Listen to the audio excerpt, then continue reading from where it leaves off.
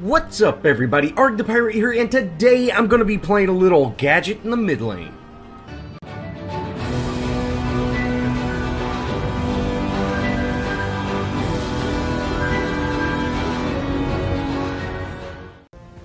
As always, let's go over the deck. Now I have Quick Exit, Onslaught, Experienced, Mana Fountain, Spell Shield, and lastly, Overpowered Spells for my gems.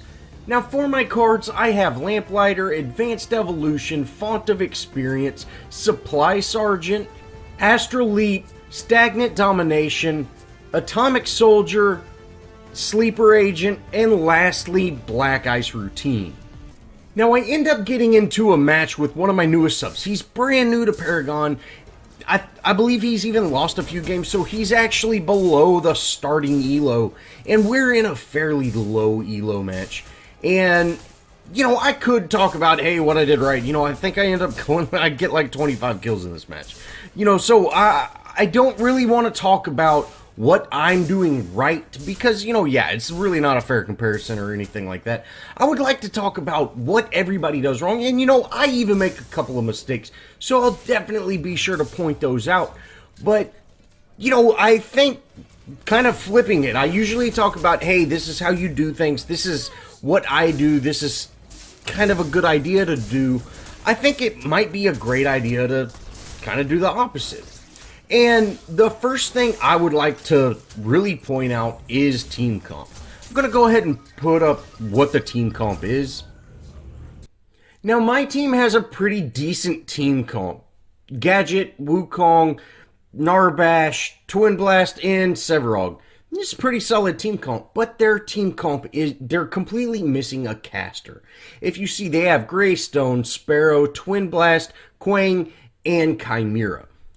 Now, just looking at their team comp, you can see two issues right away. The first being they have two ranged ADCs. Now, there was a time when, you know, people would run Revenant mid lane, or, you know, you would every once in a while see a Sparrow go off lane, but those are really not good strategies. If you were amazing with Sparrow or amazing with Revenant, you could get away with doing that. And, you know, currently we can kind of see Grim in that mid lane because, you know, he is built that certain way. But when you play him mid lane, you build him more like a caster than you do an ADC. So by having two solid base damage ADCs, you are limiting yourself, because if they both go in the safe lane, they're going to be stealing farm from one another.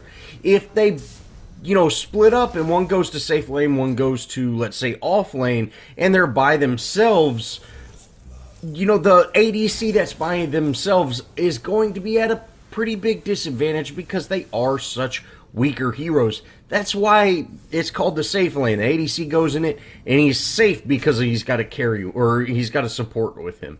So that's really where that safe lane name comes from. You stay safe in that lane, and that's really where the ranged ADC should go, because they do lack escape and mobility type of abilities. And here's a good example of that happening. You can see the Twin Blast is over in the off lane, and he's stealing farm and experience from this Greystone because he doesn't have a place to call his home. The Sparrow is in the safe lane, and she's, you know, she might have Call the Weak on, and so they're really fighting for farm, so he's got to go find farm elsewhere, and by doing that, he is robbing farm from his other teammates. And, you know, Greystone really needs to hit level 5 to come online, so it's kind of important that he stays solo. Now, the next thing we kind of saw with their team comp is they don't have a burst caster, and this is absolutely huge.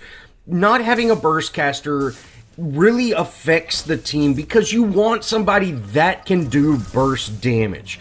Now, there are different types of burst casters. You have heroes like Countess that do burst damage, you know, on one hero that does tons and tons of damage, or somebody like Morgesh that does really kind of focuses on one hero.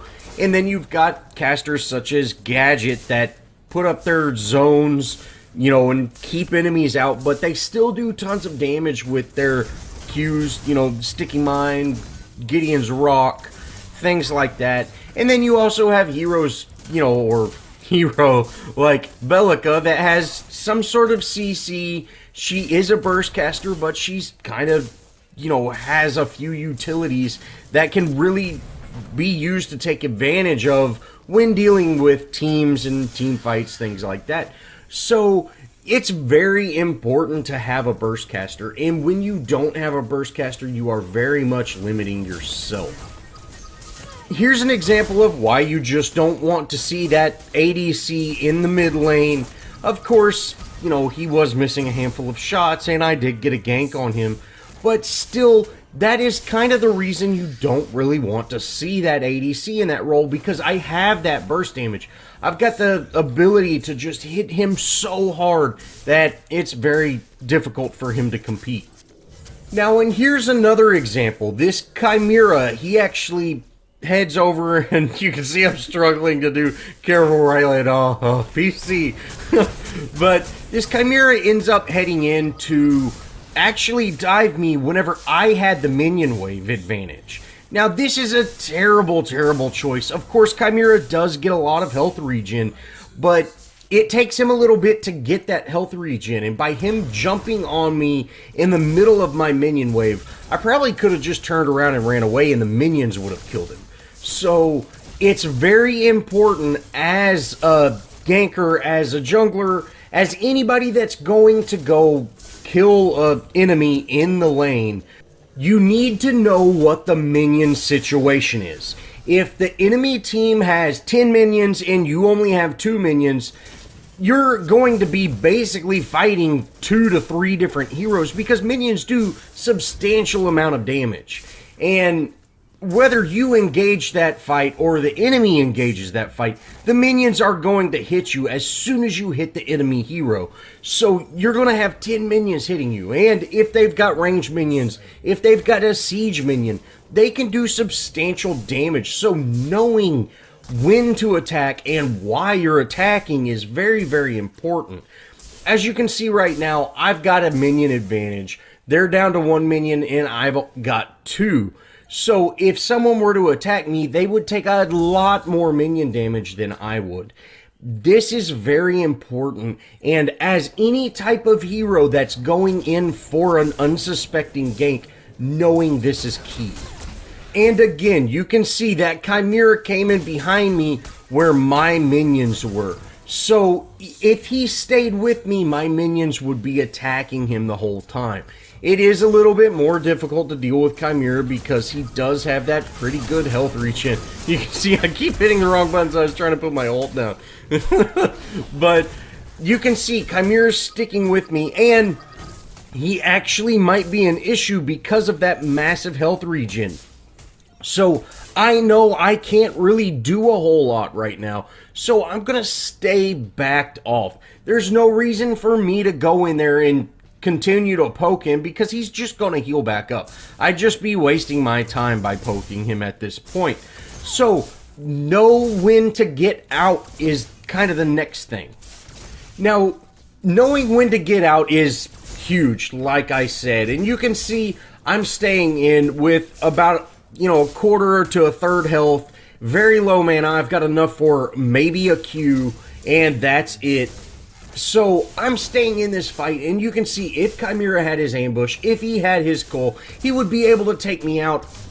In my opinion, he would be able to take me out no problem, especially with that gold buff, but he might die for it because I would be able to get a sticky bomb on him. And I'm hitting a lot harder than most of the other people on, the enemy's team have health, so it was kind of a risk that he wasn't willing to do.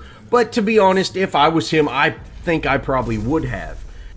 But he definitely made the choice of not tower diving because, he didn't want to underestimate my damage, which, hey, I might have, and I might have died for it.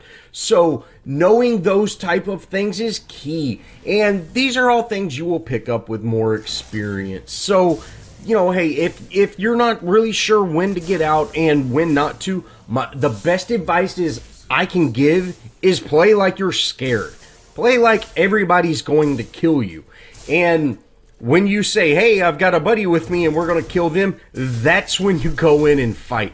And that will, it sounds bad, and it's very hard to get used to, just playing like almost a coward, but it will definitely improve your skill.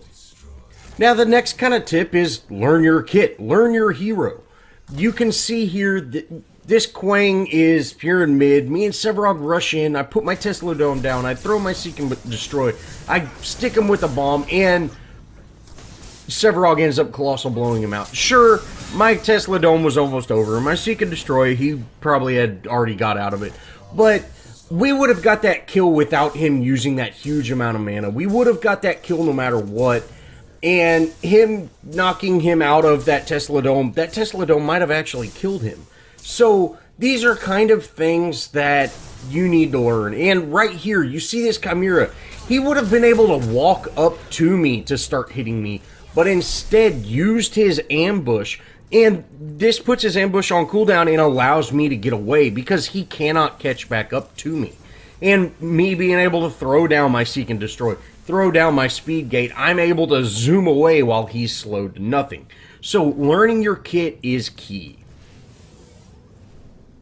Now, the next thing I want to talk about is if you are playing mid lane, you need to rotate. I haven't been rotating just a whole ton this match just because, this is a pretty unorthodox match. But you definitely need to rotate as the mid laner. Mid lane's one of the easiest lanes to rotate to and rotate from. And as you can see here, I'm actually going to head over and help out this Wukong take out this Greystone. Wukong did all the work, but I'm able to secure the kill. And, you can see Wukong actually completely ran away. So he would have let that Greystone actually escape. But just by me showing up and throwing out a couple of abilities, we're able to secure that kill. So rotating for something like that is absolutely huge. Now, when you do rotate, you need to get back to your lane as quick as possible because right here, you can see this lane is already pushed into my tower. That Chimera was hitting my lane, or hitting my tier 1. So when you do rotate, make them quick rotations. Now, along with rotation comes map awareness. Now, you can see, I know there are 3 enemies heading over to our safe lane. I need to go help out. Now, they might down that tower, that's completely okay, but I need to help out to stop this lane, stop everything from happening. And sure enough, we are able to do that. We take out that Quang fairly easily. We're able to take out this Twin Blast, and then I say, you know what, I'm going to head down and we're going to take out this Sparrow. Which, again, we're in that lower elo, so you wouldn't typically be able to do that and remain at full health. But now that we've done that, I see, hey, Twin Blast came into the lane, he showed up. We can actually push this lane. I see that Chimera is in mid, but our mid lane is pushed fairly well. I can see that Greystone is in that off lane, so that lane's pushing as well. The timers are still fairly short right now, so we didn't make a whole lot of progress before, their entire team showed back up. But we were able to successfully push this lane as a team. Now, the next thing is know when to get out. You can see, hey, I was trying to stick that Sparrow. We're unable to do it. It's time to get out. I'm out of mana. We're not going to be able to do a whole lot right here. So I go ahead and ping retreat. We need to get out. It's never a smart idea to fight teams when they're under their tower, especially when they have 2 ADCs standing under their tower and their Quang's just around the corner. That really means you're going to get into a fight that if you are able to actually engage in that fight, they're going to destroy you. And this frees me up to head back to base, and then I actually go to our off lane because our off lane is being pushed.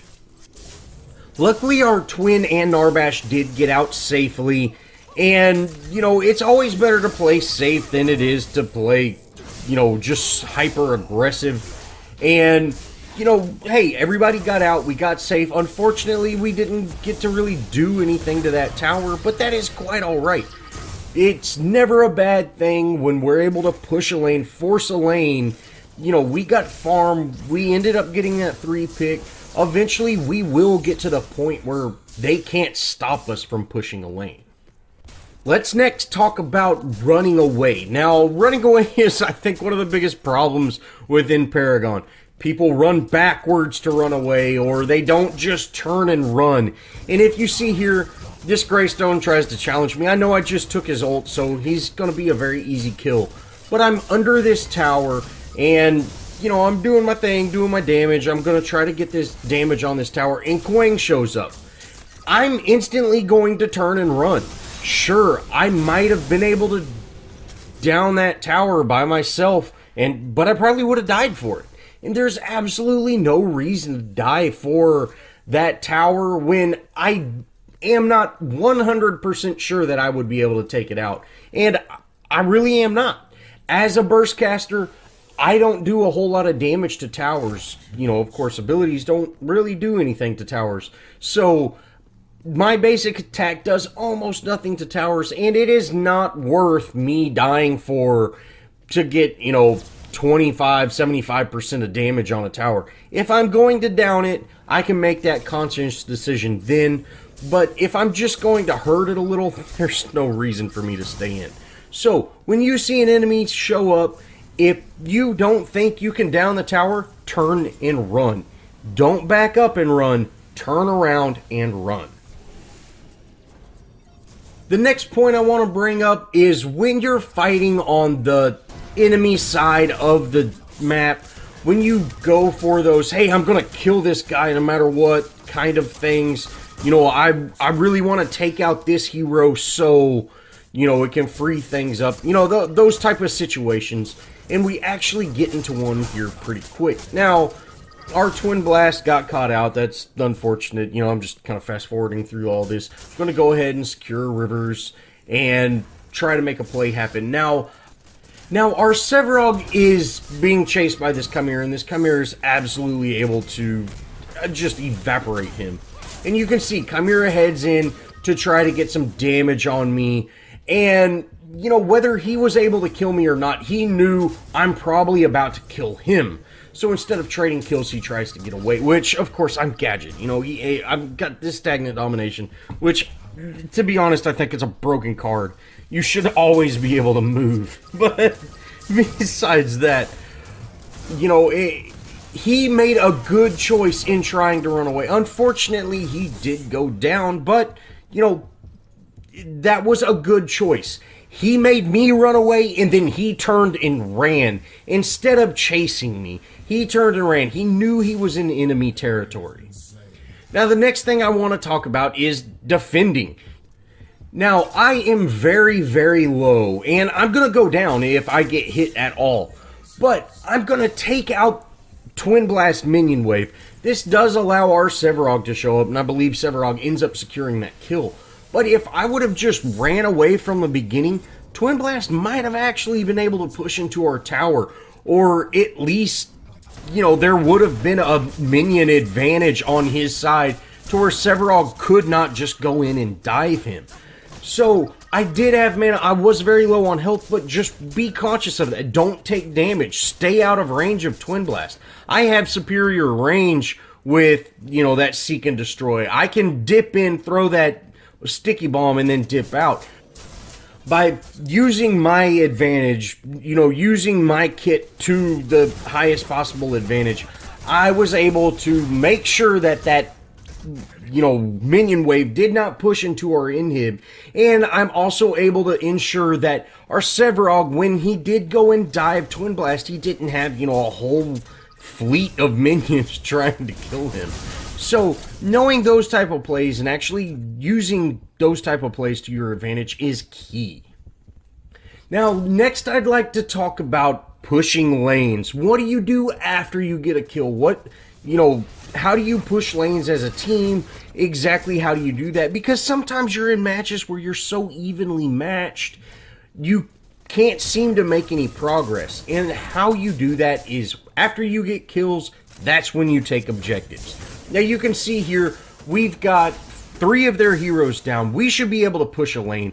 I've got 3 of my heroes in mid, but I am fairly low I'm at about a third health, and since we have such a big mid lane presence, I'm thinking, hey, all of them are going to stay in lane. But besides that, let's talk about what I'm doing. Now, I go ahead and I decide to split push. And since I am lower on health, I didn't want to risk Kwong showing up and rooting me and using his ult and just evaporating me. So I'm going to head to the off lane, get a split push going, and then we should have our support, we should have our Twin Blast there in mid to actually put tons and tons of pressure on. And then our Wukong went to off lane to defend that lane. So not only are we defending one lane, but we're putting tons of pressure in mid lane, and I'm split pushing the off lane. This is all because of us getting those, 3-4 kills right there. That's when we can split up as a team or focus on a single objective as a team, but you do also have to play safe. Know which heroes are up. Know which ones are, okay, this guy's going to absolutely kill me in one hit. Make sure to get out of those type of situations or play safely around those situations. And you can see here, by me split pushing, we're actually able to take down that tier 2. They're in mid, they're doing tons and tons of work, keeping, just a massive amount of presence up, and they're doing a great job. Now, I do go ahead and throw a sticky bomb onto that twin, and, I should have got out. This is a bad decision on my part, and I just get CC'd to death. But, hey, no problem at all. We did end up taking down a tier 2 and that inhib because my team was creating that massive amount of pressure in mid lane, and that allowed me to split push. So knowing those type of situations, knowing what to do, but if my team would have split up and not focused on mid lane, we wouldn't have got any of that done. Now, the last thing I want to talk about is Prime. We actually don't make a Prime play in this match, so I can't really say, hey, this is how to do it and this is what you do. But making a Prime is one of the most, it is probably the best tool in the game, and it's probably the most wasted tool in the game. I think people use purple buff way more efficiently than they do use Prime half the time. So when you get Prime, what you want to do is secure towers and inhibs. Prime is used to actually take down, objectives, such as towers and inhibs. You don't want to go secure raptors once you get Prime. You don't want to take out river buffs. You don't want to just become a ganking hero unless people are out of position. What you want to do is get your lane set and push. Now, I like to see split pushing done by 2 lanes. I don't really like seeing 3 lanes being pushed. Go ahead and set 1 lane and then split push 2 lanes. And by the time you split push, or if you truly set that 3rd lane, it will have caught up to you once the fighting's done, and then you got all 3 inhibs down. If you split up your forces in, 3 lanes, have like a 1, 2, or 1, 3, and 2, 1 lane, or a 1, 2, 2 lane, the amount of, pressure you're going to be able to put on towers is significantly reduced. So I would much rather see a lane with 2 heroes and a lane with 3 heroes. Now, while you're making the Prime play, you don't necessarily need all 5 heroes there. You can have 1 hero that is out either, creating a presence on the map so the team doesn't collapse at Prime, or you can have them defending or setting the other lane. That way they're able to rotate over and you can really concentrate on having a 3-2 lane. So using Prime, it takes a little bit to actually get to the point where you can, fully understand how to do Prime and what it's used for. But when you do secure Prime, go for objectives. Don't just use it to, secure raptors and kills. Prime should be used to take down towers. Now, the last kind of tip I want to go over is help out your team. As you can see here, Wukong would have been able to down this inhib whether I showed up or not, but hey, we can end. This is a huge wave. We've got all 3 inhibs. We've got a huge wave already heading into the core. Let's just go ahead and end. And, sure enough, I head up to the core. We're able to, actually do some work on it. And Wukong decides not to actually participate in, taking out the core, which I don't know why. But we actually are not able to end right there. And, that's pretty unfortunate. We do end here in a second, which, hey, no problem. But I think it's really important to know Paragon is a team-based game. You can see we've got our Wukong and our Several. I've put it into hyper speed time, so it goes a little faster. But they do take out that prime buff. But, that really wasn't the best play. We could have just ended. And there's no sense in delaying a game. We should definitely just go ahead and end. And, we could have done that if our team would have worked together, we helped out, and, just secured the win. And as you can see here, we're able to take out a couple of enemies and, one-shot this core. So, Paragon is very much a team-based game, and helping out your team is very, very important. Well, again, guys, this was, just a really, really low elo match, and I'm glad that I got to go in this and I got to show examples. And if you did like this video, be sure to show me some love. Leave me a comment. Think about subscribing.